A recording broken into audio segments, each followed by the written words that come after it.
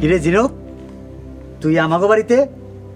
Member সাহেব, গ্রামের মানুষ আমার মা আর আমারে না খাওয়ায় মারার ব্যবস্থা করছে। আপনি আমাকে বাঁচান মেম্বার সাহেব, আল্লাহ আপনার ভালো করবো। আরে আমি কি করুম? আকাম করলি তুই, শাস্তি দিল মাদর সাহেবে। আমার কি করণের আছে ক? মেম্বার সাহেব, আপনি এই গ্রামের মেম্বার, আপনি সবের কই আমাকে শাস্তি কম করতে পারেন।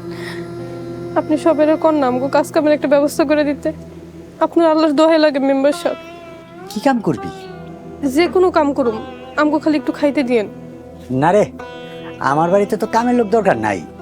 মেম্বার সাহেব, আপনাকে বাড়িতে তো খাওয়ানোর আয়োজন চলতেছে, এন থেকে আমাকে একটু খাওয়ান দিন। আমরা মা মায়া না খেয়ে আছি। আচ্ছা তাহলে এক কাম কর, রাইতে আইস, কাম কইরা খাউন লয়ে যাইস। রাইতের বেলা কেন, এখনই কাম করে দিয়ে যাই। আরে পাগল, দিনের বেলা মানুষ বুঝবো তো। তাছাড়া আমার বউ রাইতের বেলা জলদি ঘুমায় যায়, তুই রাইতে আইস। আপনি কি কইতে চান? আমি খারাপ মাইয়া? কেন, রাইতের বেলা কি করতে গিয়া ধরা খাইছিলি? একদম খারাপ কথা কইবেন না। খারাপ কাম করছস তুই আর তোর মা, আমারে কস খারাপ কথা কই? শুনেন, আপনি এই গ্রামের মেম্বার, তাই আপনার কাছে সাহায্য চাইতে আইছিলাম। কিন্তু আপনি তো গ্রামের একটা সাধারণ মাইয়ারে খারাপ বানাইতে চাইতেছেন।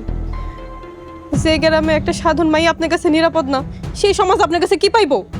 অনেক পাক্টা কথা শিখা গেছস। যা